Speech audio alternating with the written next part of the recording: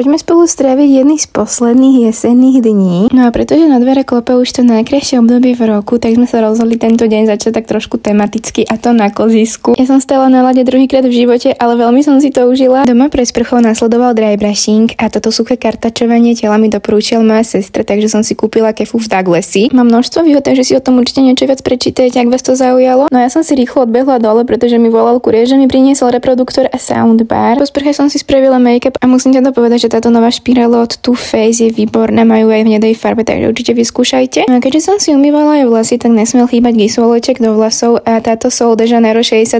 Môj finálny look a môžeme ísť babami von. Nasledovala zastávka pre kavičku a porobili sme si nejaké jesenné fotky a potom sme sa presunuli spolu s ostatnými. Collectionu mali tu už nádherné vianočné dekorácie a táto šperkovníčka, tá bola úplne ako z nejakého zámku zobraná. V Mebelixi ľutujem, že som nechala tento vankuš, no a presúvame sa do office shoes. Už dlho premýšľam nad akmi, ale neviem, no dajte mi vedieť, čo si o tom myslíte. V Hausi som našla takéto nádherné kožuchy a teda neviem, či ten blečí alebo tmavší. Môžete mi tiež poradiť v komentároch. Tento hnedý kabatík bol tiež veľmi pekný, akurát ma mrazí, že nezachytila kamera dobre tú farbu. V Douglasi som si bola pozrieť nejaký nový bronzer, keďže tu máme syrovú sezónu v Mekáči, tak nemohla chýbať ani zastávka v McDonalde. Niečo, čo sme pred odchodom domov museli vyskúšať, tento Strange Oxo. No a tu už máme ďalšie ráno. Ja vždycky ráno začínam tým, že si usteliem. Kto nemá poriadok doma, nemôže mať poriadok ani vo svojom živote. Jedna mača na cestu, ja som si obula tieto moje topanočky z minulého roka, ktoré mám z Dizzy a sú také o mnoho podľa mňa pohodlnejšie. Tiež menej mohutné ako Agi, no a tu už sme vonku, išli sme s Bejlingou na vychádzku. Chcela som si užiť ešte tie farby, ktoré nám príroda ponúka. Bola som veľmi milo prekvapená, koľko ľudí má nádhernú halloweenskú výzdobu. Na obed sme si dali náš obľúbený hovädzí ramen a sushi vyprážané s krevetami. No a Peli po práci rozbalil ďalší balíček a to tento nový projektor. Film na internete, Netflix alebo YouTube tu môžete pozerať a my sme si pustili pred spaním Stranger Things.